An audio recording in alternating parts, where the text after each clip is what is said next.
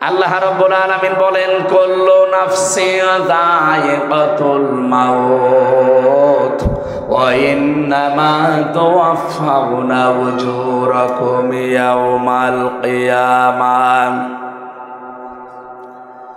অবশ্যই প্রত্যেকটি জীব মৃত্যুর স্বাদ গ্রহণ করবে। কিয়ামতের ময়দানে প্রতিটি মানুষকে আমি আল্লাহ তার পারিশ্রমিক পরিপূর্ণ করে দেব। হযরতে আবু দারদার জীবনী পড়ছিলাম, তিনি বলেন আয়াতটা পড়লে আমার কেমন যেন একটা অজানা ভয় চলে আসতো যে কিয়ামতের দিন আল্লাহ নাকি আমাকে পরিপূর্ণভাবে আমার উজরত দিয়ে দেবে। আমার সবচাইতে বেশি ভয় হয় আমি যা কামাই করেছি সব যদি আল্লাহ আমারে দিয়ে দেয় তে আমার তো টানা সম্ভব না। দুনিয়ায় বাবার বোঝা সন্তান বহন করতে পারে, সন্তানের বোঝা বাবা বহন করতে পারে। আল্লাহ পাক বলেন ওয়ালা তাজিরু ওয়াজিরাতু বিজরা উখরা। কিয়ামতের ওই ময়দানে কেউ কারো বোঝা বহন করবে না। এজন্য পৃথিবীতে যে যতটুকু পাপ করছেন ওই পাপটা আল্লাহ কিয়ামতের দিন বোঝা আকারে আপনার পিঠের উপরে তুলে দেবে। قد خسر الذين كذبوا بلقاء الله حتى إذا جاءتهم الساعة بغتة قالوا يا حسرتنا على ما فرطنا فيها। সূরা আনামের 30 নম্বর আয়াতে আছে অবশ্যই ওই মানুষগুলো ক্ষতিগ্রস্ত হয়ে গেছে, হবে না। কদ খসিরা মাজির সিগা, অবশ্যই ক্ষতিগ্রস্ত হয়ে গেছে, সর্বনাশ হয়ে গেছে ওই মানুষগুলোর জন্যে। কিয়ামতের দিন আল্লাহর সাথে যে সাক্ষাৎ হবে, আল্লাহর সামনে যে জবাব দেওয়া লাগবে, উনি যে পরিপূর্ণভাবে আপনাকে পারিশ্রমিক দিয়ে দেবে, এটা যারা বিশ্বাস করে না। হাত্তা ইদা জাতুহুমুস সাআহ, হঠাৎ করে যখন তাদের সামনে মরণ চলে আসে। এখানে সাআতুনের অর্থ দুইটা। এখানে আলেম যারা আছেন সাআতুনের অর্থ ভালো করে মিলাবেন দুইটা। এক নম্বরে সাআতুন মানে মৃত্যু, দুই নম্বরে সাআতুন মানে কিয়ামত। হ্যাঁ, এটা মরণও হতে পারে, কিয়ামতও হতে পারে। মরণের পরে বা কিয়ামতের পরে ময়দানে মাহশারে এই মানুষগুলোর সামনে যখন আমল নামাটা আল্লাহ সামনে তুলে ধরব, পাপের বোঝাটা, হঠাৎ ওই মানুষগুলো আল্লাহকে বলবে ক্বালু ইয়া হাসরাতানা, আফসোস আলা মা ফাররাতনা ফিহা, পূর্বে যা পাঠিয়ে রেখেছিলাম ওইটার দিকে তাকাবে আর আফসোস করবে আমি কেন পাঠালাম এইটা। এতটুকু আল্লাহ যদি শেষ করে দিতেন আমি আয়াতটাই পড়তাম না। এর পরের শব্দটা আমাদের জন্যে অহুম ইয়াহমিলুনা আওসারহুম আলা যুহুরিহিম আলা সামা ইয়াজিরুন। রব্বুল আলামিন বলেন অ মানে এবং হম মানে তারা, ইয়াহমিলুন এটা হামালা, ইয়াহমিলু মানে বহন করা। এটা মজারে বর্তমান ভবিষ্যৎ প্রেজেন্ট ফিউচার। ঝাড়ের বহু বচন ঝাড়, জুহুর মানে পিঠ, হোম মানে তাদের। আল্লাহ বলেন কিয়ামতের ওই কঠিন ময়দানে যখন তার পিঠের ওপরে তার পাপের বোঝা সমূহ চাপিয়ে দেব। এদিকে খেয়াল করে আল্লাহ কিন্তু ঝাড় দেননি, আউঝাড় দিয়েছেন। প্রশ্ন আসতে পারে আমি এখন 33 বছর বয়সের মালিক, কত আমার এই 33 বছর বয়সে আমি যত অপরাধ করেছি একটা বান্ডিল বেঁধে বোঝা আকারে আমার পেটের ওপরে তুলে দিলে এটা ঝাড় হয় 1 বছর। দাও ঝাড় দিলেন কেন? তাফসিরে মাযহারি মুফাসসির লিখেছেন আউঝারের ব্যাখ্যায় আমি হয়তো 33 বছরে মারা গেলাম, কিন্তু এমন এমন কাজ আমি দুনিয়ায় জারি করে গেলাম যেটা গোনায়ে জারিয়া। আমরা অনেকেই মনে করি সাদগায়ে জারিয়া আছে, গোনায়ে জারিয়াও আছে। কথা বলো না কেন? এ মাদ্রাসা যিনি কায়েম করেছিলেন তিনি সাদগায়ে জারিয়া তৈরি করে দিলেন। এর পাশাপাশি কেউ যদি একটা সিনেমা হল তৈরি করে দেয়, সে কি সাদগায়ে জারিয়া না গোনা? আমরা কোরআনে কারিম দিয়ে মানুষদেরকে অন্ধকারের ভেতর থেকে আলোর দিকে বের করার জন্য সারা পৃথিবীতে, বিশেষ করে মুসলমান যারা, তারা চেষ্টা চালাচ্ছে কম বেশি। কিন্তু লিতাহকুমা বাইনান নাস, কোরআন আপনার প্রতি আমি নাজিল করেছি এই জন্যে। কি জন্যে?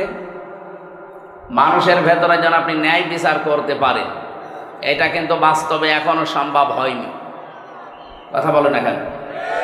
রাসূলুল্লাহকে আল্লাহ যে 4 দফা কর্মসূচি দিয়েছিলেন, 2টা প্রথমে, 2টা শেষের দিকে, 4 জায়গায় আল্লাহ এই আয়াতটা, একই আয়াত ধরন পাল্টিয়ে শুধু শব্দ এলোমেলো করে নাজিল করেছেন। সূরা বাকারা 129 নম্বর আয়াত, সূরা বাকারার 151 নম্বর আয়াত, সূরা আলে ইমরানের 164 নম্বর আয়াত, সূরা জুমার 2 নম্বর আয়াত। আয়াতগুলোর কথা সব এক, খালি একটু শব্দ এলোমেলো আছে। আল্লাহ রাব্বুল আলামিন বলেন, হুয়াল্লাযী বাআসা ফিল উম্মিয়িনা রাসূলাম মিনহুম ইয়াতলু আলাইহিম আয়াতিহি ওয়া ইউযাক্কিহিম ওয়া ইউআল্লিমুহুমুল কিতাবা ওয়াল হিকমা ইলা আখিরি আয়াত। তিনি সে আল্লাহ যিনি তোমাদের কাছে উম্মীদের মধ্যে, নিরক্ষর মানুষদের মধ্যে একজন রাসূল পাঠিয়েছেন। কি করতেন তিনি?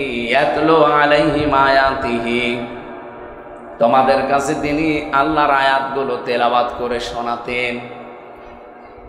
আয়ুযাক্কিহিম, তিনি তোমাদেরকে পবিত্র করতেন। আয়ুআল্লিমুহুমুল কিতাব, তিনি তোমাদেরকে কিতাবের শিক্ষা দিতেন। আল হিকমা, তিনি তোমাদেরকে হিকমত শেখাতেন। কথাগুলোর দিকে খেয়াল করে দেখবেন, যারা আলেম আছেন তাদেরকে বলছি। প্রথম নবীজিকে বললেন ইয়াতলু আলাইহিম আয়াতিহি, আল্লাহর আয়াত বলতে কি বলেন তো?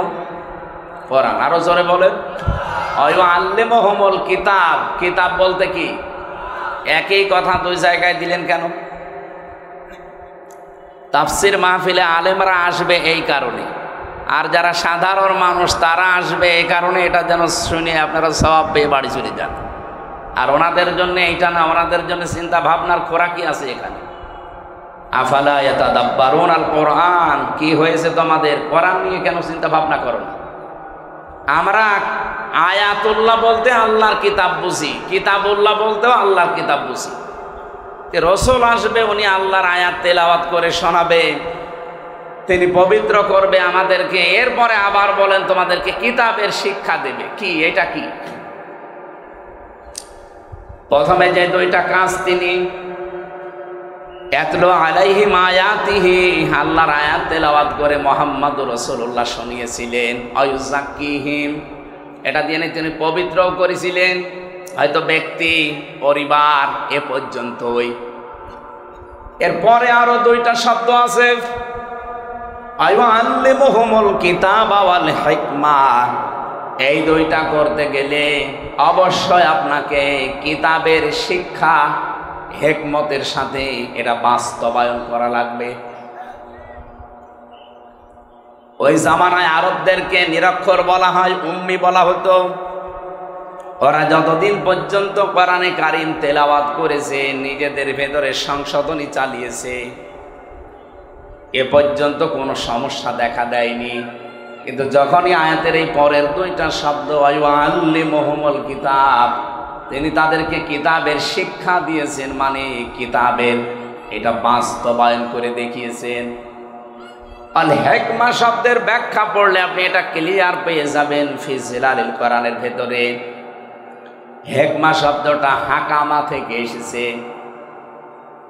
আমরা যারা বিশেষ করে কামেলে যারা পড়ে বা পড়াই, তারা দেখবেন এই যে আমরা হাকিম বলে মানুষকে জানি, পৃথিবীতে হাকিম কিন্তু খুব বেশি মানুষ ছিলেন না। আমরা একজন হাকিমের নাম বেশি শুনি, তার নাম হযরতে লোকমান হাকিম। লোকমান কি ছিলেন? কি জবাব দিলেন না? আমাদের দেশে হাকিম আছে না নেই? গাছতলায় বসে আছে, হাত দেখে বলে দেয় যে 3 বউ হবে, এ হাকিম। আরো বিভিন্ন রকমের রোজার মাস তো চা তো খাওয়া পাচ্ছে আর এক ঝামেলা, কাশি উঠে পড়লে তো আর এক সমস্যা।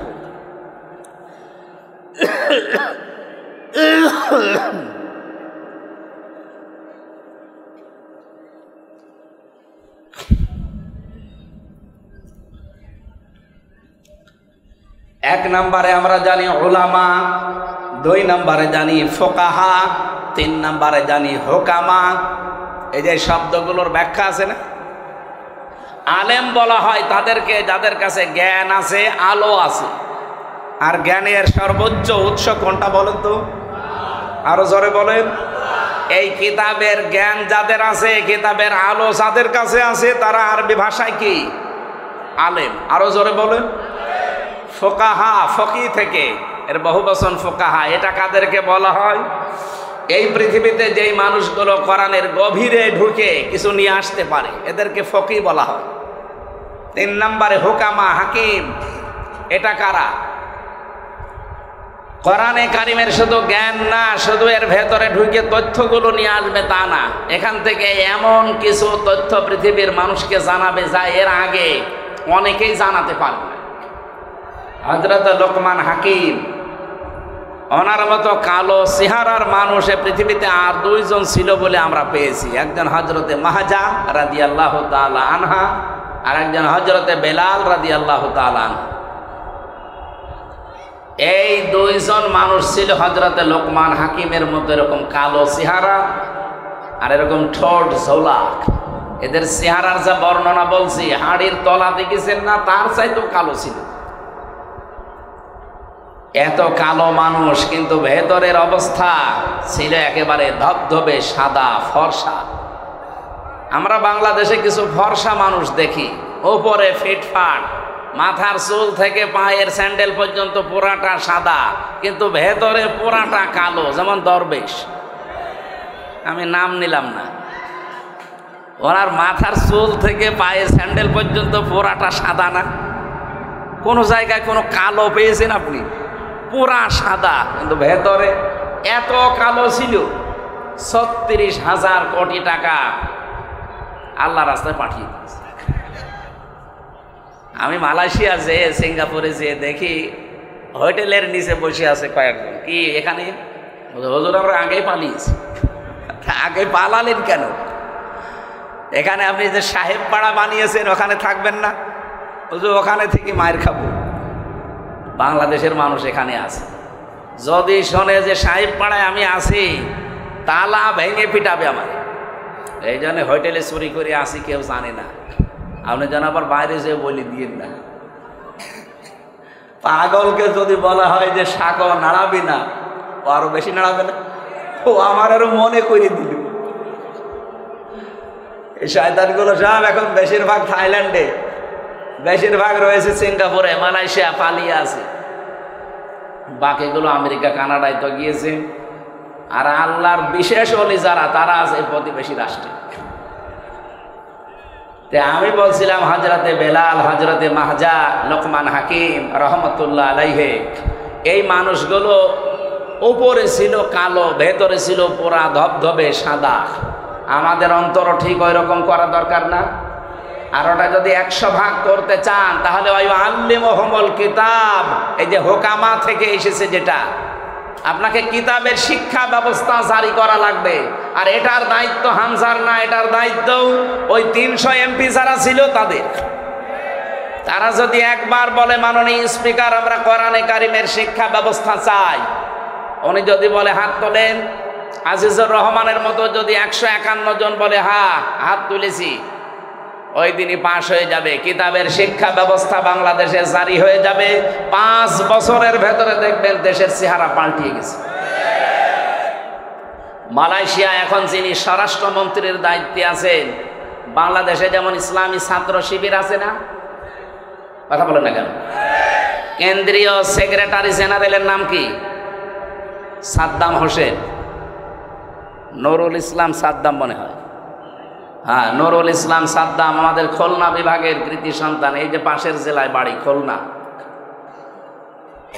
ওখানে যিনি স্বরাষ্ট্রমন্ত্রীর দায়িত্বে আছেন, উনি ওই দেশের ইসলামী ছাত্র শিবির তার কেন্দ্রীয় সেক্রেটারি জেনারেল ছিলেন, সে আছে এখন দায়িত্বে। এত সৎ লোকটা, 10 দিন আমি ছিলাম, বিভিন্ন মানুষের মুখে শুনলাম যে মানুষ এত সৎ হতে পারে।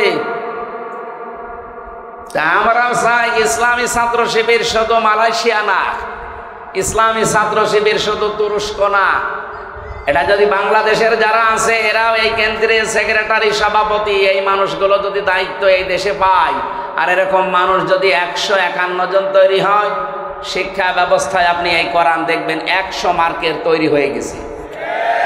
মাত্র 5 বছর যেতে দেবেন, পুরাটা দেশ পাল্টিয়ে ফেলবে। ওয়াস্তব মাওলানা সাইদি সাহেব 50 বছর করে গেল, মুসলমান যা হয়েছে ওনার হাতে, তার চাইতে অধিকাংশ মুসলমান হয়ে গেছে উল্টাপাল্টা। কিন্তু এটা যদি শিক্ষা ব্যবস্থায় আমরা নিয়ে যেতে পারি, এনাদের মতো 151 জন মানুষকে পাঠিয়ে, এটা যদি কেউ রাজনীতি মনে করেন, হ্যাঁ এইটাই আমাদের রাজনীতি, এটা যদি কেউ ধর্ম ব্যবসা মনে করেন, এইটাই আমার ধর্ম ব্যবসা, কারণ আমি চাই এটা যেন সংসদে যায়। এক কথা বলে না কেন? 5 বছর চলতে দেবেন। যার যা দুঃখের কথা বলছিলেন না, কত মানুষ 3 ভাগের 1 ভাগ না খেয়ে থাকে, পোশাক নেই, শিক্ষা নেই, কেন এগুলো থাকবে না কেন? মাত্র 18 বছরে 2004 সাল থেকে আজকে 25, কয় বছর? 19 বছর না না 21 বছর, মাত্র 21 বছরের ব্যবধানে যদি মালয়েশিয়া দাঁড়িয়ে যেতে পারে, তারা তো আমাদের চাইতে নিকৃষ্ট ছিল, নিকৃষ্ট পর্যায়ে ছিল। অথচ এখন তাকিয়ে দেখেন এই যশোরের কত মানুষ যে দেখি ওখানে চাকরি করছে। কেন? এখান থেকে টাকাগুলো পাচার করে ওই সমস্ত দেশে না পাঠিয়ে এই দেশে যদি কর্মসংস্থান তৈরি করে দিতেন, ওই দেশে যে রাস্তা ঝাড়ু দেওয়া লাগতো না, রুটি বানাচ্ছে, কাপড় চোপড় সেলাই করছে, পায়খানা সাফ করছে। কেন এগুলো করা লাগবে? কেন দরকার? ওই দেশের মানুষ এসে এই দেশে ওরা আমাদের রাস্তা ঝাড়ু দেবে। এক কথা বলে না কেন? এটা সম্ভব ছিল, ওরা 21 বছরে দাঁড়িয়ে গেছে, আর আমরা 54 বছরেও দাঁড়াতে পারি না। একটাই কারণ, এইটা নেই। এটা নিয়ে যান, এই জন্য তো বারবার আহ্বান জানাচ্ছি আমরা যে এইটা নিয়ে যান। 15 বছর সময় দেওয়া লাগবে না, 5 বছরে যদি দেশটা মালয়েশিয়ার মতো করে দিতে না পারি, তাহলে আজ জীবনে কোনোদিন বলবো না আমাদের ভোট দিন। এই জন্য কোরআন নাজিল করার আয়াতের প্যাটার্ন দেখেছেন আল্লাহ। 2টা আয়াতই প্রথম অংশ কিন্তু এক ছিল, কিতাবুন আনজালনাহু ইলাইকা এ পর্যন্ত এক, ইন্না আনজালনা ইলাইকাল কিতাব এ পর্যন্ত এক। এরপরে আল্লাহ দিয়েছেন 2 বিষয়, লিতুখরিজান নাস মিনাজ জুলুমাতি ইলান নূর, তোমরা মানুষদেরকে অন্ধকার থেকে আলোর পথ দেখাবে। এটা আমরা দেখাচ্ছি আজ 54 বছর। কিন্তু দ্বিতীয়টা যদি আমরা মানতে পারতাম, মালয়েশিয়ার মতো, সৌদি আরবের মতো, তুরস্কের মতো, আফগানিস্তানের মতো, লিতাহকুমা বাইনান নাস, এই কোরআন দিয়ে আমি বিচার ব্যবস্থা, ন্যায় বিচার কায়েম করব, তাহলে 13 বছর এটিএম আজহারুল ইসলামকে জেলখানায় পড়িয়ে বসা লাগবে। উনি অনেক আগেই বের হয়ে চলে আসতেন। এই কথা বলেন না কেন? ন্যায় বিচার নেই, এই জন্যই মাজলুম মানুষটা জেল খাটতেছে। বিচারপতি পালিয়েছে, মামলার বাদী পালিয়েছে, এমনকি সরকারও পালিয়েছে। যে বিচারপতি রায় দিয়েছিল সেও পালিয়েছে, তো উনি জেলে থাকবে কোন কারণে? আমরা চাই কোরআনে কারিমের লিতাহকুমা বাইনান নাস বিমা আরাকাল্লাহ, আল্লাহ যেভাবে আমাদের দেখিয়েছেন, আল্লাহর দেখানো পদ্ধতিতে বিচার ব্যবস্থা আমরা তৈরি করব। ওখানে কোনো অবিচার হবে না, সব জায়গায় প্রতিষ্ঠিত হবে তখন ন্যায় বিচার। কথা বলেন ঠিক কিনা? এটা কি দেখার আগ্রহ আছে? শুধু সামিয়ানার নিচে সব জায়গায় যেন আগ্রহ থাকে যে আমরা দেখতে চাই বিচার ব্যবস্থায় কোর্টের। আপনি যশোরের আদালতে যান, কোর্টের ইট পর্যন্ত টাকা চাই, টাকা দিয়ে যান। আমি প্রথম যখন 11 সালে জেলে গিয়েছিলাম, আমার জেল থেকে বের করার সময় পুলিশ, মানে আমি প্রথমে কারাগারে, আদালতে ছিলাম, এই যে থানার, বের হয়ে চলে আসছি, আমার বলছে টাকা দেন। টাকা পাবো কোথায়? না, আপনাকে যারা দেখতে এসেছিল আমরা জানি আপনাকে টাকা দিয়েছে। আরে শয়তানে তো ওই পর্যন্ত জানি। পরে আর কি, ওই সময় 11 সালে 10 টাকা দিলাম, তাও খুশি। এমন কোন বিভাগ আছে বাংলাদেশে যেখানে এরকম টাকা চাই না? কথা বলে না কেন? প্রত্যেকটা একটা ফাইল এখান থেকে উপরে উঠতে চায় না টাকা ছাড়া। এই দৃশ্য আর সামনে আমরা দেখতে চাই না। এই জন্যই তো এত কিছু করা লাগছে। এই দৃশ্য যেন কেউ সামনে আর কেউ তৈরিও করতে না পারে, সজাগ থাকা লাগবে। নাই তো এই 2732 জন মানুষ জীবন দিয়ে গেল, 34,000 মানুষ এখনো পর্যন্ত হাসপাতালে কাতরাচ্ছে। তাদের সাথে বেঈমানি করা হবে না? আপনি আবু জাহেলের সামনে কি, আবু সাইদের সামনে কি জবাব দেবেন? মুগ্ধর সামনে কি জবাব দেবেন? যদি আবার চাঁদাবাজি শুরু হয়, আবার যদি ঘাট দখল শুরু হয়, তো কি জবাব দেবেন আপনি? জবাব যেন দিতে পারেন, সেই জন্য আমরা এমন পরিবেশ তৈরি করতে চাই আগামীতে কিয়ামত পর্যন্ত দেশে যেন কেউ ঘাট দখল করতে না পারে। কত মানুষ নীরবে কাঁদতেছে যে আমি 600 টাকা উপায় করে 300 টাকা চাঁদা দেওয়া লাগে। একটা কথা হইল? এই দৃশ্য বাংলাদেশ আর দেখতে চাই? তাহলে কি করা লাগবে? শুধু মানুষকে কোরআন দিয়ে ডেকে আলোর দিকে নিয়ে আসবো না। আমরা এই কিতাবের শিক্ষা, এই কিতাবের বিচার, এই কিতাবের অর্থনীতি সবগুলো প্রতিষ্ঠিত করে এই জমিনে দেখাতে চাই। বিমা আরাকাল্লাহ, আল্লাহ যেভাবে আমাদেরকে দেখিয়েছেন, ওয়ালা তাকুল্লিল খায়িনিনা খাসিমা, হে নবী আপনি খিয়ানতকারী যারা তাদের পক্ষ নিয়ে বিতর্ক করবেন না। আজ বাংলাদেশে প্রমাণ হয়ে গেছে এই 54 বছরে কারা জাতির সাথে নিজেদের সাথে খিয়ানত করেছে। এক কথা বলে না কেন? যারা খিয়ানত করেছে আমরা তাদেরকে চিনি না? এই খেয়ানতকারীদের পক্ষ নিয়ে তারা ঝগড়া করেন আমাদের সাথে। আপনার বিবেক আছে? এই জন্য আমরা চাচ্ছি আল্লাহ যেভাবে আমাদের দেখিয়েছেন এটা আমরা বিচার ব্যবস্থায় ন্যায় বিচার কায়েম করার জন্য নিয়ে যাব। গরু ছাগলের ভেতরে, কার ভেতরে? বাইনান নাস, মানুষের ভেতরে। আল্লাহ আমাদেরকে যেন কোরআনের দ্বারা এটার তৌফিক দান করেন, বলেন আমিন। নবীজি 4টা কাজ করেছিলেন। প্রথম নাম্বার, তিনি কোরআন তেলাওয়াত করে মানুষকে শোনাতেন, মানুষদেরকে পবিত্র করতেন, তার নফস, তার পরিবার, তার সমাজ, এভাবে তিনি চেষ্টা চালিয়েছিলেন। কিন্তু আল্লিমুহুমুল কিতাব, এটা যতদিন পর্যন্ত তিনি কায়েম করতে না পেরেছেন ততদিন সুদ বন্ধ হয়নি, ঘুষ বন্ধ হয়নি, চাঁদাবাজি ওই জামানায় ছিল ওইটাও বন্ধ হয়নি। কথা বলেন ঠিক কিনা? এই জন্য আমাদের উচিত হবে, যারা আজ বলেন আমরা নবীওয়ালা কাজ করি না, আপনার নবীওয়ালা কাজ হচ্ছে না। এদিকে তাকান, নবী কি জন্ম থেকে নবী বলে কেউ বলতো যে আপনি নবী? কয় বছরে বলেন? 40 বছরে তখন যিনি নবী হলেন, কি পেয়ে নবী হয়েছিলেন? এই কোরআনে কারিম পাওয়ার পরে যিনি নবী হলেন, নবী হওয়ার পরে তো এই কাজগুলো আল্লাহ তাকে দিলেন। ওয়াল্লাযী বা'সা ফিল উম্মিয়িনা, তিনি সে আল্লাহ যিনি উম্মিদের ভেতরে পাঠিয়েছেন, নবী পাঠিয়েছেন, রাসূল পাঠিয়েছেন। ইয়াতলু আলাইহিম আয়াতিহি, তার প্রথম কাজ ছিল তিনি তেলাওয়াত করে করে মানুষদেরকে শোনাতেন। আজ বাংলাদেশে কেউ যদি বলে যে আমি নবীওয়ালা কাজ করি, অবশ্যই আপনাকে আল্লাহর কোরআন তেলাওয়াত করে শোনানোর ব্যবস্থা করা লাগবে। আপনার দ্বারা হয় এটা? আপনি কোরআন পড়তে পারেন যে তেলাওয়াত করে শোনাবেন? এ মাদ্রাসা যারা প্রতিষ্ঠিত করেছিল তাদের কয়েকটা উদ্দেশ্য আছে, তার ভেতরে এইটাও মনে হয় আছে যে মানুষ এই এলাকায় যারা বসবাস করে তারা আল্লাহর কোরআন পড়বে, শিখবে, নাকি অন্য উদ্দেশ্য আছে? ওয়ায়ুযাক্কিহিম, তিনি তাদেরকে পবিত্র করেছিলেন।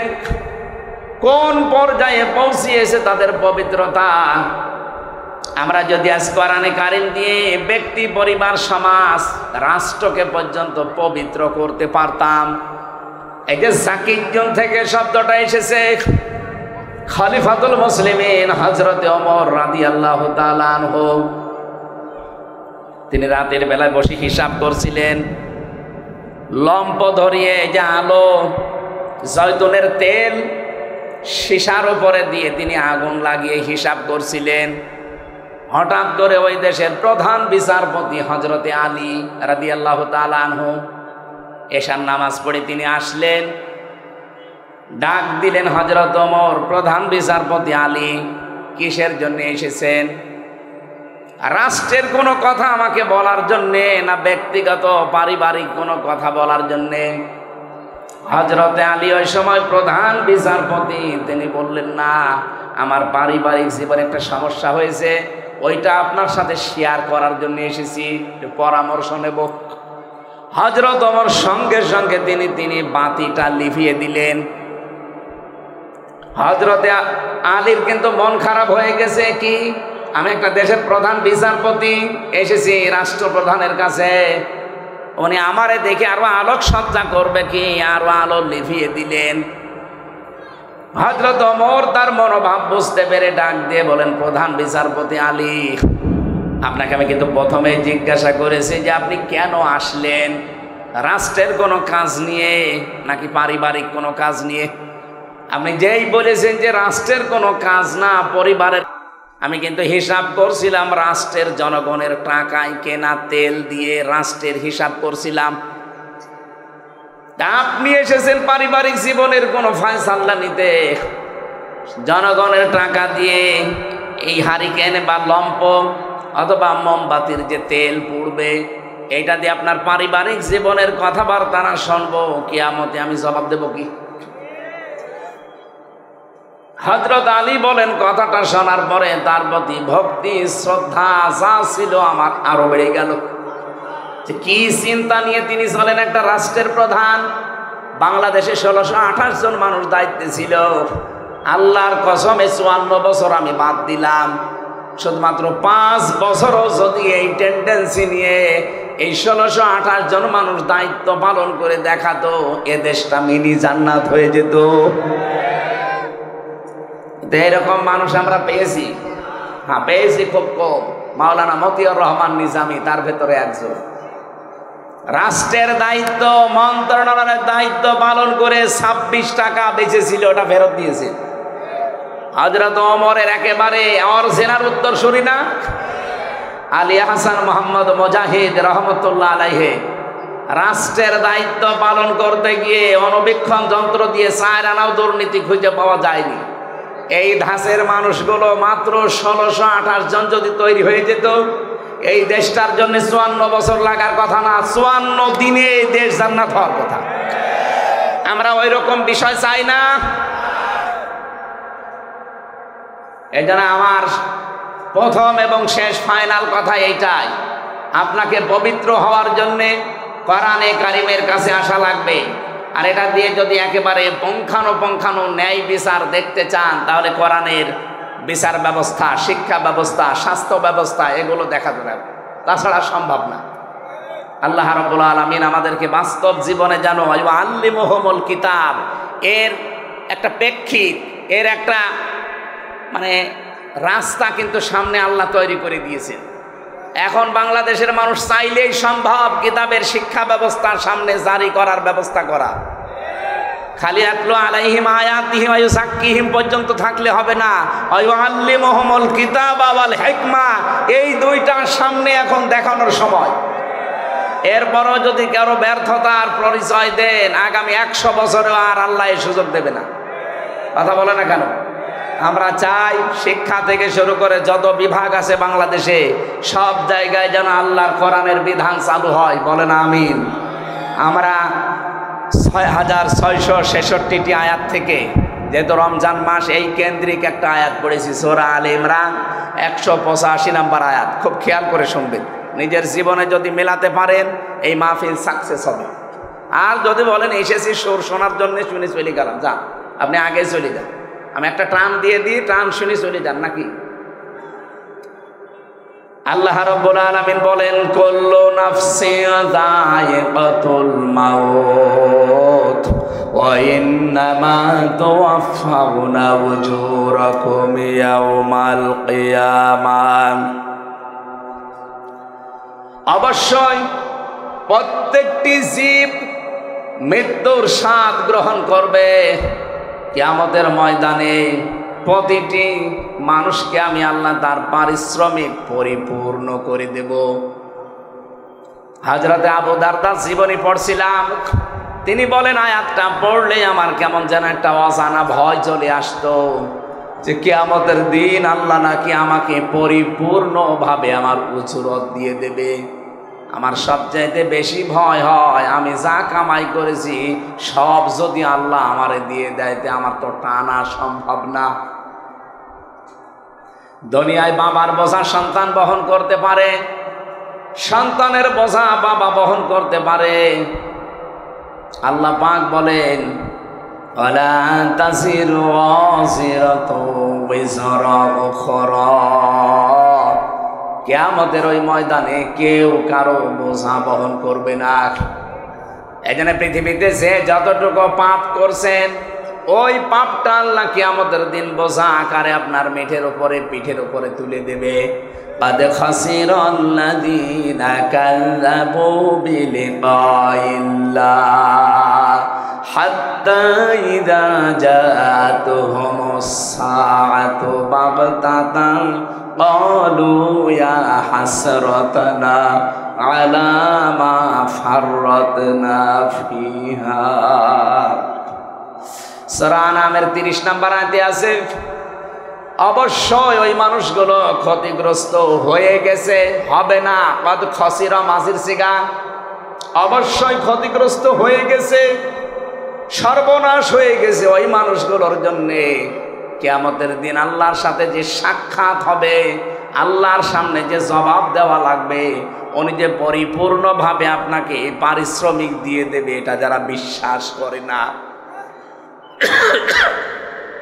হাত্তা ইদা জাতুহুমুস সাআহ, হঠাৎ করে যখন তাদের সামনে মরণ চলে আসে। এখানে সাআতুনের অর্থ দুইটা। এখানে আলেম যারা আছেন সাআতুনের অর্থ ভালো করে মিলাবেন দুইটা। এক নম্বরে সাআতুন মানে মৃত্যু, দুই নম্বরে সাআতুন মানে কিয়ামত। হ্যাঁ, এটা মরণও হতে পারে, কিয়ামতও হতে পারে। মরণের পরে বা কিয়ামতের পরে ময়দানে মাহশারে এই মানুষগুলোর সামনে যখন আমল নামাটা আল্লাহ সামনে তুলে ধরবার পাপের বোঝাটা, হঠাৎ ওই মানুষগুলো আল্লাহকে বলবে, ক্বালু ইয়া হাসরাতানা, আফসোস, আলা মা ফাররাতনা ফিহা, পূর্বে যা পাঠিয়ে রেখেছিলাম ওইটার দিকে তাকাবে আর আফসোস করবে, আমি কেন পাঠালাম এইটা। এতটুকু আল্লাহ যদি শেষ করে দিতেন আমি আয়াতটাই পড়তাম না। এর পরের শব্দটা আমাদের জন্যে, অহুম ইয়াহমিলুনা আওসারহুম আলা যুহুরিহিম আলা সামা ইয়াজিরুন। রব্বুল আলামিন বলেন, অ মানে এবং হম মানে তারা, ইয়াহমিলুন এটা হামালা, ইয়াহমিলু মানে বহন করা। এটা মজারে বর্তমান ভবিষ্যৎ প্রেজেন্ট ফিউচার। ঝাড়ের বহু বচন আউসার, জোহর মানে পিঠ, হোম মানে তাদের। আল্লাহ বলেন কিয়ামতের ওই কঠিন ময়দানে যখন তার পিঠের ওপরে তার পাপের বোঝা সমূহ চাপিয়ে দেব। এদিকে খেয়াল করে, আল্লাহ কিন্তু ঝাড় দেননি, আউসার দিয়েছেন। প্রশ্ন আসতে পারে, আমি এখন 33 বছর বয়সের মালিক। কত? আমার এই 33 বছর বয়সে আমি যত অপরাধ করেছি, একটা বান্ডিল বেঁধে বোঝা আকারে আমার পেটের ওপরে তুলে দিলে এটা ঝাড় হয় 1 বছর। দাও ঝাড় দিলেন কেন? তাফসিরে মাযহারি মুফাসসির লিখেছেন, আউজারের ব্যাখ্যায় আমি হয়তো 33 বছরে মারা গেলাম, কিন্তু এমন এমন কাজ আমি দুনিয়ায় জারি করে গেলাম যেটা গোনায়ে জারিয়া। আমরা অনেকেই মনে করি সাদগায়ে জারিয়া আছে, গোনায়ে জারিয়া আছে। কথা বলো না কেন? এ মাদ্রাসা যিনি কায়েম করেছিলেন তিনি সাদগায়ে জারিয়া তৈরি করে দিলেন। এর পাশাপাশি কেউ যদি একটা সিনেমা হল তৈরি করে দেয়, সে কি সাদগায়ে জারিয়া না গোনা? শুধু এখন না, বর্তমান ভবিষ্যৎ, ভবিষ্যৎ বলতে কিয়ামত পর্যন্ত। এই জন্য আমার এই 33 বয়সে আমি এমন কিছু কথা, এমন কিছু কাজ, এমন কোনো কিছু আঞ্জাম যেন দিয়ে না যায়। আমার একটা বোঝাই তো আমি পারি না, এখন আবার বোঝার পরে বোঝা তৈরি হতে আছে। আল্লাহ রাব্বুল আলামিন বলেন, কিয়ামতের দিন যখন এই লোকটা বোঝা বহন করে নিয়ে যাবে, একটার পরে একটা চাপাতে থাকবো, আলা সামা ইয়াজিরুন, ফেরেশতারা দেখে বলবে কত নিকৃষ্ট বোঝা এই লোকটা বহন করে নিয়ে যাচ্ছে। বলেন নাউজুবিল্লাহ। আজকে হয়তো একজনকে হত্যা করে রাস্তা দিয়ে গেলে আপনাকে মানুষ খুনি বলে তাড়া দেবে, ধর্ষণ করে গেলে ধর্ষক বলে তাড়া দেবে। এখন কি এমনকি বাংলাদেশে এখন যে পজিশন, ধর্ষণ করে যদি আপনি জেলে যান আর আপনার পক্ষে যদি কোনো উকিলও দাঁড়ায়, জনগণ সে উকিলকেও পিটিয়ে মেরে ফেলবে। এই যে আয়শা নাকি না, আসিয়া, এই মেয়েটাকে যারা ধর্ষণ করেছিল, ওই ধর্ষকদের পক্ষে যে উকিল দাঁড়িয়েছে, ওই উকিল পর্যন্ত পিটানি খেয়েছে। এই লোকটা ধর্ষক, আপনি ওর পক্ষে দাঁড়ালেন কেন? ওকালতি করার জন্যে। এই জন্য উকিলও মায়ের খায়। কিয়ামতের দিন আপনি পাপের বোঝা বহন করে যখন নিয়ে যাবেন, ধর্ষককে দেখলে মানুষ ধর ধর, ধর্ষক যাচ্ছে যেমন তাড়া দেয়, খুনিকে দেখলে খুনি যাচ্ছে ধর তাড়া দেয়, চোর দেখলে চোর যাচ্ছে ধর তাড়া দেয়, ছিনতাইকারী দেখলে বলে ছিনতাইকারী যাচ্ছে ধর তাড়া দেয়। কিয়ামতের দিন ফেরেশতারা বলবে ধর, পাপের বোঝা নিয়ে যাচ্ছে। আপনি নিজের সাথে এবার মিলান তো। আপনারে আমার এই 33 বছরে আমি মিলালাম, মাওলানা আজিজুর রহমান ওনার 60 বছরে মিলাক, জাহাঙ্গীর হোসেন ওনার 60 বছরে মিলাক। কিয়ামতের দিন আমরা যা করেছি কিন্তু আল্লাহ আমার পিঠের ওপরে তুলে দেবে। যাই করেন, পাপের বোঝা যদি আল্লাহ তুলে দেয়, ফেরেশতারা যদি বলে দেখ কত নিকৃষ্ট বোঝা হামজা বহন করে নিয়ে যাচ্ছে, ওই সময়ের যে লজ্জা আমি কার কাছে দেব বলেন? ও লজ্জা যেন না লাগে সেই সময় এখনই। এখনো সূর্য পশ্চিম দিকে ওঠে নাই, এখন আমার মরণের গড়গড়ানি শুরু হয়নি, সুতরাং পরিবর্তন হওয়ার সুযোগ নেই। বলেন বলেন, এক্ষুনি সময় পাল্টান। শয়তান তো বাধা আছে, শয়তান তো আপনাকে ধোঁকা দিতে পারবে না, কি বাধা নেই?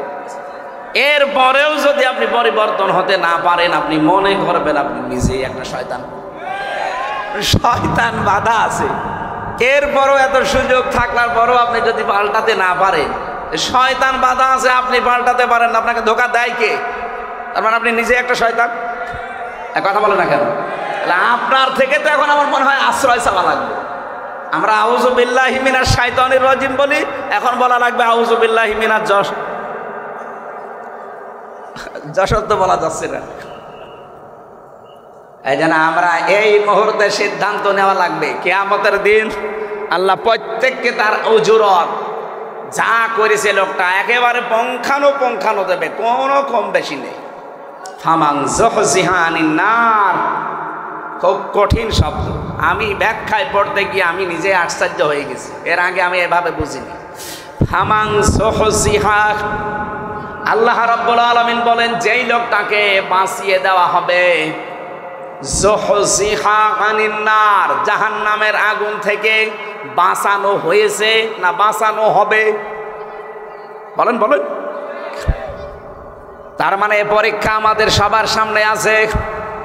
ফামান যুহজিহা আনিন নার, যে লোকটাকে জাহান্নামের আগুন থেকে বাঁচানো হবে, ওয়াউদখিলাল জান্নাতা ফাকাদ ফাজ, এবং যাকে জাহান্নামে প্রবেশ করানো হবে না করানো হয়েছে? করানো হবে। যেই লোকটাকে জাহান্নামের আগুন থেকে বাঁচানো হবে, জান্নাতে প্রবেশ করানো হবে, ফাকাদ ফাজ, সেই লোকটা সফল। তাহলে সফলতার মানদণ্ড এই দুনিয়া না, সফলতার মানদণ্ড হচ্ছে কিয়ামতের ময়দানে যাকে আল্লাহ জাহান্নাম থেকে মুক্ত করে জান্নাতি বলে ঘোষণা দিয়ে দেবে। দ্বিতীয় ব্যাখ্যা কি? এটা তো আখিরাতের ব্যাখ্যা গেল। দ্বিতীয় ব্যাখ্যা কি? আর একটা ব্যাখ্যা আছে ফি জিলালিল কোরআনে, মুফাসসির লিখেছেন দুনিয়ার জীবনে আল্লাহ যাকে জাহান্নামের কাজগুলো আস্তে আস্তে ছেড়ে দেওয়ার তৌফিক দেয় আর জান্নাতের কাজগুলো আস্তে আস্তে করার মতো সুযোগ দেয়, ফাকাদ ফাজ, সেই লোকটার জীবনও সফল। আপনি এবার ভাবেন, রমজানের আগে যেমন ছিলেন রমজানে অবশ্যই তেমন নেই, পাল্টিয়েছেন কিছু। বাকি 11 মাস যদি এভাবে পাল্টিয়ে আপনার জীবন শেষ করতে পারেন, আপনি মনে করবেন আপনার জীবনকে আমার আল্লাহ ফাকাদ ফাজ, সফলতার দ্বার প্রান্তে পৌঁছিয়ে দিচ্ছে। আর যদি মনে করেন না আগে 2টা বিড়ি খাতাম, এখন রোজার পরে 4টা করে খাচ্ছি, তাহলে মনে করবেন আমি জান্নাতের থেকে আস্তে আস্তে জাহান্নামের দিকে এগিয়ে যাচ্ছি।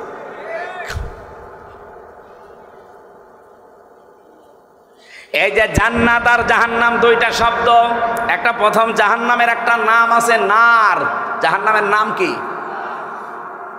এই জাহান্নামের নার, আগুন, এটা পুরাটাই যেহেতু আমার আল্লাহ আগুন দিয়ে জ্বালিয়ে রেখেছেন, এই জাহান্নামে আল্লাহ দেবেন কাদের? এই জায়গায় একটা প্রশ্ন আছে। রব্বুল আলামিন জানিয়েছেন ফাম ওয়া বুররিসাতিল জাহিমু লিমাইয়ারা ফাআম্মা মান তাগা ওয়া আসারাল হায়াতাদ দুনিয়া ফাইন্নাল জাহিমা হিয়াল মাআওয়া। বলেন আল্লাহু আকবার। রব্বুল আলামিন বলেন জাহান্নামকে সেদিন দৃশ্যমান করা হবে, তোমাদের সামনে নিয়ে আসা হবে। পৃথিবীতে যারা সীমা লঙ্ঘন করেছে এই মানুষকে আর দুনিয়ার জীবনকে যারা এসার করেছে, প্রাধান্য দিয়েছে, অগ্র অধিকার দিয়েছে, এই দুইটা গুণ যাদের দুনিয়াতে ছিল তাদের এই জাহান্নামে দেওয়া হবে, আর জাহান্নাম হবে তাদের আশ্রয় স্থল। বলেন নাউজুবিল্লাহ। সূরা নাবার ভেতরে পেয়েছি ইন্না জাহান্নামা কানাত মিরসাদা লিত্তাগিনা মাআবা লাবিসিনা ফিহা আহকাবা। অবশ্যই জাহান্নাম একটা গোপন ফাঁদ, এটা একটা ঘাঁটি। এই ঘাঁটিতে আল্লাহ কাদেরকে দেবেন? লিত্তাগিনা মাআবা, পৃথিবীতে যারা সীমা লঙ্ঘন করেছে আর যারা অস্বীকার করেছে। নবীজি বললেন কুল্লু উম্মতি ইয়াদখুলুনাল জান্নাহ, আমার প্রতিটি উম্মত নারী হোক আর পুরুষ হোক প্রত্যেকেই জান্নাতে যাবে। ইল্লা মান আবা, শুধু যারা আবা তাদেরকে জান্নাত আল্লাহ দেবেন না। সাহাবী বললেন হে রাসূল আবা কারা? কিলা ইয়া রাসূলুল্লাহ মান হুম মান হিয়া আবা। আবা কি জিনিস? নবীজি বললেন মান আতাআনি দাখালাল জান্নাহ ওয়া মান আসানি দাখালান নার ফাকাদ আবা। হাদিসের শেষ অংশের ব্যাখ্যা হচ্ছে এটা, এই পৃথিবীতে যেই লোকটা আল্লাহর রাসূলের আনুগত্য করে চলবে, এই লোকটা নবীদের সাথে জান্নাতে থাকবে। যারা আল্লাহর রাসূলের আনুগত্য করে চলে না, তার নিয়ম নীতি দেখে চলে না, এই মানুষগুলো ওই আবা। আর আবা যারা অস্বীকারী যারা, এই মানুষগুলো জাহান্নামী। বলেন নাউজুবিল্লাহ। আমাদের শিক্ষা এখান থেকে আমরা আবার আবা হয়ে যাচ্ছে না তো? কুল্লু উম্মতি ইয়াদখুলুনাল জান্নাহ, নবীজির প্রতিটি উম্মতি জান্নাতে যাবে, শুধু আবা ছাড়া। আর জাহান্নামে যাওয়ার যে গুণগুলো শুনলাম তার ভেতরে অন্যতম একটা গুণ, তারা আবা হবে। আবা মানে অস্বীকারী। কি অস্বীকার করে? সত্যকে সত্য জানার পরেও যারা অস্বীকার করে, এই মানুষগুলো হচ্ছে নবীজির ভাষায় আবাক। আর জাহান্নামের বর্ণনা দিতে গিয়ে আমার আল্লাহ এটাই জানিয়েছেন লিত্তাগিনা মাআবা। পৃথিবীতে যেই মানুষগুলো সীমা লঙ্ঘন করেছে আল্লাহর, দুনিয়াতে যারা অস্বীকার করেছে আল্লাহর বিধানকে, লাবিসিনা ফিহা আহকাবা, চিরস্থায়ীভাবে এই মানুষগুলো জাহান্নামের এই ঘাটির ভেতরে পৌঁছতে থাকবে। ও যশোরবাসী, যে জাহান্নামে যাওয়ার এখানে আমরা দুইটা গুণ কিন্তু পেয়েছি অলরেডি। নারী হোক আর পুরুষ হোক, আমরা তো যা দেখতে পাই অধিকাংশ আমরা এই দুই গুণের ভেতরে আছি। এক নম্বরে আমরা সীমা লঙ্ঘন করছি খুব বেশি। এই রমজানুল মোবারক অনেকের সীমা লঙ্ঘন থামেনি। প্রতিটি জিনিসের একটা বর্ডার আছে। এই যে যশোরের বেনাপোল বর্ডার না, এ বর্ডার পার হতে হলে আপনাকে অবশ্যই পাসপোর্ট এবং ভিসা থাকা লাগবে। এমনি পার হয়ে যান, বিএসএফ গুলি করে মেরে ফেলবে।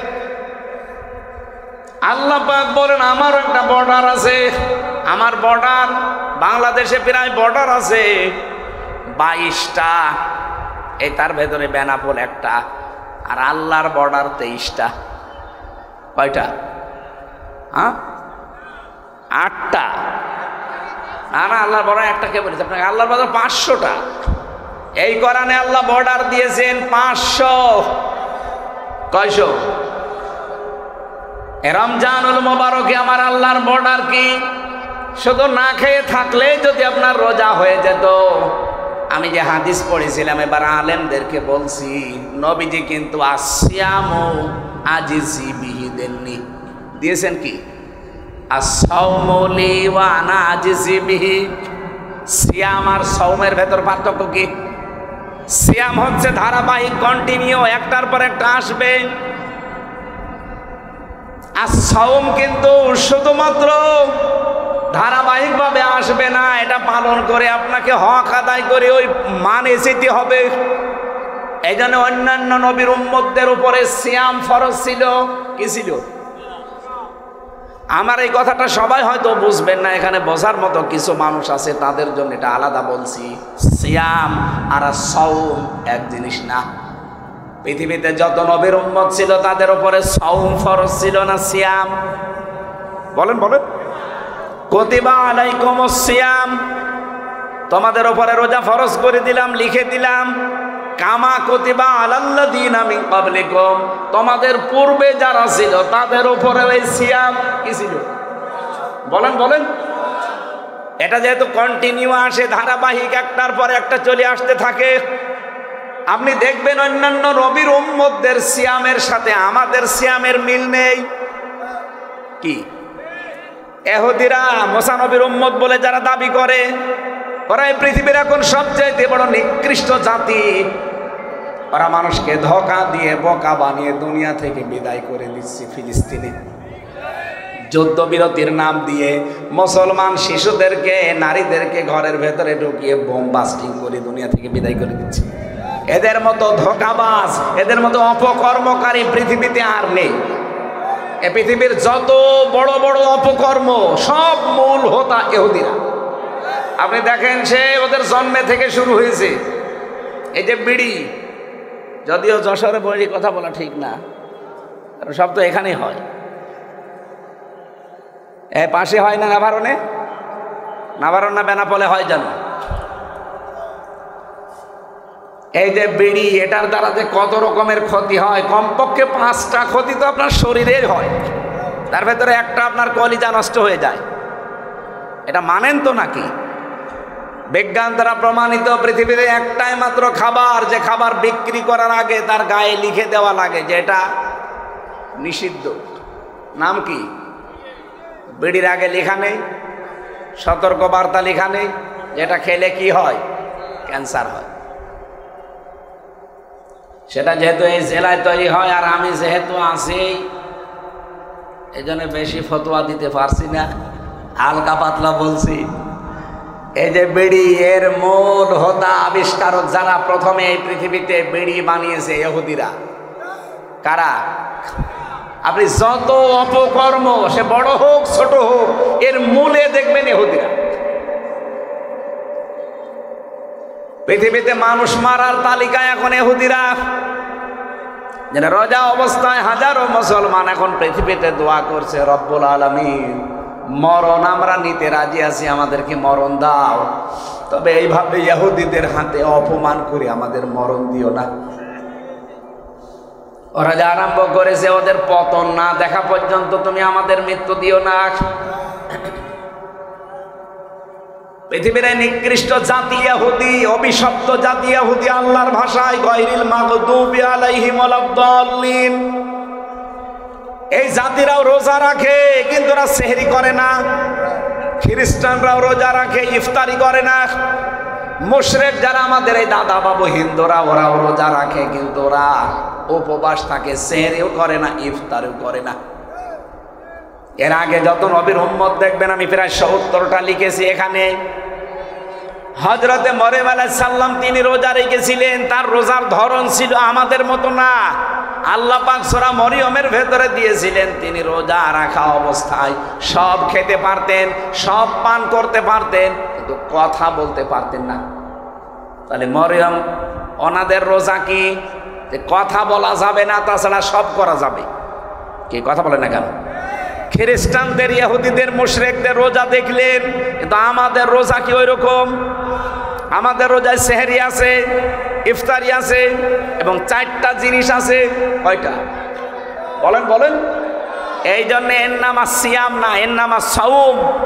নবীজির হাদিস, এটা হাদিসে কুদসি, আস-সাওমু লি রোজা আমার জন্যে, ওয়ানা আজিসি বিহি ওয়ানা উজজা বিহি, আমি নিজে পুরস্কার দেব অথবা আমি নিজেই তার পুরস্কার হয়ে যাব।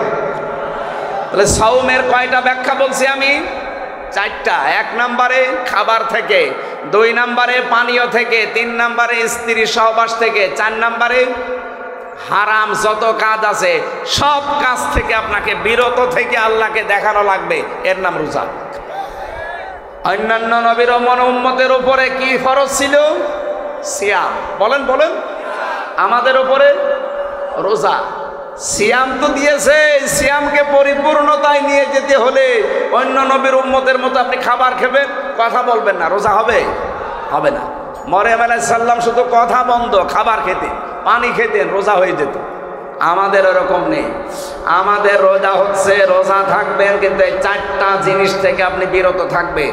এ রোজা কাঙ্ক্ষিত মানের পর্যায়ে পৌঁছাবে।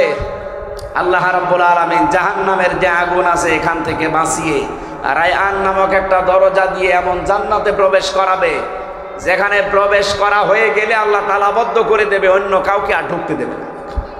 সুতরাং রায়আন নামে এই দরজাটা আমরা প্রশ্ন পরে দিয়ে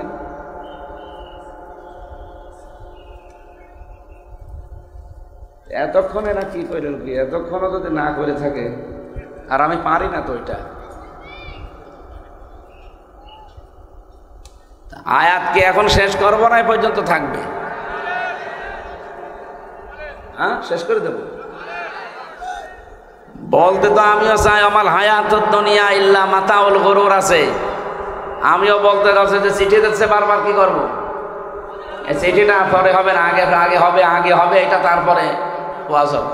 5 মিনিট আপনাদের যার কাছে যা ছিল, রমজানে আপনারা মাওলানা রবিউল বলছিল না 1 টাকা 70 টাকা, সুতরাং 1 টাকা থাকলেও আনতে অন্তত অন্য মাসের তুলনায় 70 টাকা দিয়ে যান। যারা যাচ্ছে 5 মিনিট দেন, 5 মিনিট দেন, তারপরে দেন। এগুলো আমাদের করাবেন না, আমি জানি না এসব। কালেকশনের মাহফিলে আমার নিয়ে আসবেন না। এই যান তো, কই এর লোক কই? একটু তাড়াতাড়ি করেন।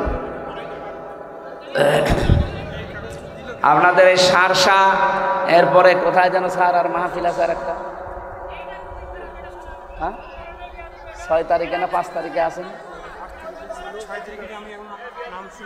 8 তারিখে কোন সারসা আছে? বসতপুর সারসা, এখানে 8 তারিখে একটা মাহফিল আছে স্যারের, আমরা ওখানে থাকবো। আসলে আলোচনার ভেতর ডিস্টার্ব হয়ে গেল। আমি তো গতানুগতিক কথা বলছি, আমি গবেষণা করে কথা বলি। কথা বলতে বলতে তো ভুলে যাচ্ছি, কিভাবে বলবো?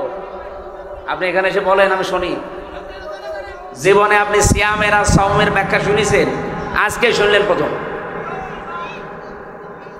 তাই আমাদের কথা বোঝাতে হলে একেবারে নিস্তব্ধ পরিবেশ দেওয়া লাগে। আপনারা টাকা তোলেন, টাকা তোলেন, কালেকশন করেন। মাদ্রাসার মাহফিল নিয়েছেন কেন? অন্য হুজুর নিয়ে আসবেন যারা কালেকশন করতে পারে। এই আমরা রটেন কেন? ভাই 5 মিনিট যখন চাচ্ছে, যাক, কি করা যায়?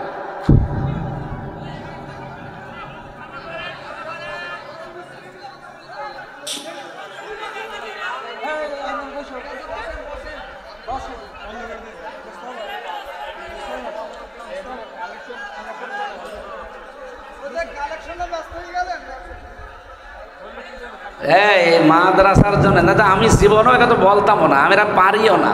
কালেকশন করতে হলে অনেক হাওয়া দেওয়া লাগে, পাম্প দেওয়া লাগে, সাথে আমি কিছুই পারি না। হ্যাঁ, সুবহানাল্লাহ আলহামদুলিল্লাহ লা ইলাহা ইল্লাল্লাহ, সুবহানাল্লাহ আলহামদুলিল্লাহ লা ইলাহা ইল্লাল্লাহ মুহাম্মাদুর। এই দাদা বসেন বসেন। আপনার দাদার বয়স এখনো হয়নি, কিন্তু দাড়ি নেই তো, এই জন্য মনে করছে মনে হয় অন্য ধর্মের লোক। আপনার দাড়ি রাখবেন ভাই, বয়স তো আমার বাবার মতো মনে হচ্ছে। দাড়ি রাখেন না কেন?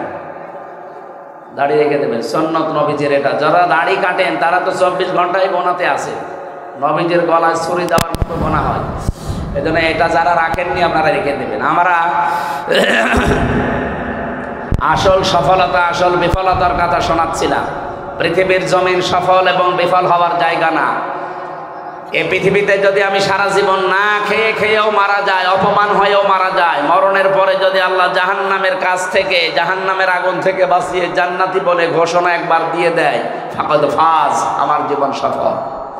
আমরা ওই রকম জীবন তৈরি করার জন্য রেডি আছি না? আমাল হায়াতুদ দুনিয়া ইল্লা মাতাউল গুরুর। আল্লাহ খুব আফসোস নিয়ে জানিয়েছে, পৃথিবীর জমিনটা প্রতারণা, খেল তামাশা, ধোঁকাবাজি ছাড়া কিচ্ছু না। আপনার মা বাবা, ওইটাও ধোঁকা। মনে আসতে পারে, হ্যাঁ হুজুর মা বাবার কথা বললেন, তাদের দিকে চাকালে সওয়াব হয়, হজের সওয়াব হয়, কিন্তু তারাও ধোঁকা। যেহেতু মাতাউল গুরুর বহু বচন দিয়েছেন আল্লাহ, পৃথিবীর কোনো কিছু ধোঁকা বাদ দিয়ে নেই। আপনি মা বাবার যে হক আছে ওইটা আদায় করবেন না, মা বাবারও মন পাবেন না। এই কথা বলো না কেন? স্ত্রী আমাকে ভালোবাসে, স্ত্রীও ধোঁকা। আমি নিজের থেকে বলছি, আমি যদি এখন হামজা আমার 33 বছর, আমার ম্যাডামের 26 বছর, এখন যদি সত্যি আপনারা বলেন যে হুজুর মরে গেছে, হয়তো কান্নাকাটি করবে, পাগল হয়ে যাবে 2-3 দিন। 7 দিনের ভেতরে দেখবেন স্বাভাবিক হয়ে গেছে। 4 মাস 10 দিনের ভেতরে ওর মার বাবা এসে আমার মা বাবাকে বলবে হামজা তো মরিয়ে গেছে, মেয়ে এখন রেখে করবো কি, দেন অন্য জায়গায় বিয়ে দেবো। ঠিক মানে দেবে। 7 দিন পরে দেখবেন ম্যাডাম ওর বাবারে কল দিয়ে বলবে, আব্বা হামজা তো কি ছিল, এ জামাই পেয়েছি 100 ভাগ ভালো, একেবারে পারফেক্ট জামাই, অথচ আমি কি করিনি তার জন্যে। সব ভুলে যাবে মাত্র 7 দিনে। কয় দিনে? এজন্য দুনিয়ার জীবনটা পুরা ধোঁকা। হ্যাঁ, আমি স্ত্রীর সাথে ভালো ব্যবহার করব, আমার স্বামীর হক আমি আদায় করব, এই জন্যে এটা দিয়ে যেন আমার আখিরাত তৈরি হয়। এক কথা বলেন না কেন? আমার সন্তানের প্রতি আমার দায়িত্ব পালন করব, যেন এটা দিয়ে আমার আখিরাত তৈরি হয়। তাছাড়া পৃথিবীতে এই চোখ খোলা আছে, সম্পর্ক আছে, চোখ বন্ধ হয়ে গেলে সম্পর্ক শেষ, সব সম্পর্ক কাট হয়ে যাবে। ফাইজা নুফিখা ফিস সূর ফালা আনসাবা বাইনাহুম ইয়াউমাইদি ওয়ালা ইয়াতাসালুন। নসবের বহু বচন আনসব। আল্লাহ বলেন একটা সম্পর্ক থাকবে না, চোখ বন্ধ, সব সম্পর্ক কাট হয়ে যাবে। আপনার স্ত্রী আপনার আর পরিচয় থাকবে না, আপনার সন্তান আপনার পরিচয় নেই। এমনকি কোরআনের আয়াতের ব্যাখ্যা হচ্ছে, কিয়ামতের দিন কোন কোন সন্তান তার মায়ের পা ধরে থাকবে 500 বছর। 500 বছর পরে ওর মুখের ওপরে লাথি দিয়ে বলবে, সন্তান পাবো কোথায়, দুনিয়ায় বিয়েই হয়নি। এই জন্য দুনিয়ার জীবনটা যেহেতু ধোঁকা, খেল তামাশা, রং তামাশা, এটা গরুর। আমি সহ প্রত্যেকেই যেন এটা বোঝবান হই। আমি এটা জেলে যেয়ে আরো বেশি বুঝেছি, কারণ আমি ওখানে আটকা জীবনে ছিলাম। বাস্তবতা আমি বুঝেছিলাম যে দুনিয়ার জীবন তো আসলেই ধোঁকা। আমি যদি এখন মরে যেতাম কি হইতো? এখান থেকে লাশটা বের করে দিত, 2-4 দিন ম্যাডাম কান্নাকাটি করে কবরে দিয়ে ওই বলতো আল্লাহ আমার স্বামীকে মাফ করে দিল, দিয়ে আর একটা সংসার করে ঠিক চালিয়ে যাচ্ছে কাজ। এই জায়গায় পড়ে যদি আমার বিশাল আখেরাত আমি নষ্ট করে ফেলি, আমার মতো পাগল দুনিয়ায় আছে। এই জন্য পাগলামি করা যাবে না। রমজানুল মোবারক সংযমী হওয়ার মাস, যেহেতু আমরা অনেকে সংযম অলরেডি হয়ে গেছি, আর সামনে আরও বেশি সংযম হওয়ার চেষ্টা চালাবো। আর রোজায় থেকে তো 2 ঘন্টা প্রায় 30 মিনিট, ওখানে 1 ঘন্টা 15 মিনিট, এখানে 1 ঘন্টা 15 মিনিট, এই 2 ঘন্টা 30 মিনিট আমার গলা শুকিয়ে যাচ্ছে। আগামীতে আবার আসবো যখন, রমজানের পরে আবার মাহফিল আছে, রমজানের পরে স্যারের এখানে আছে, বসতপুরে আছে, ওখানে কথা বলবো ইনশাআল্লাহ। আল্লাহুম্মা আমিন। লা ইলাহা ইল্লা আনতা সুবহানাকা ইন্নী কুনতু মিনাজ জালিমিন।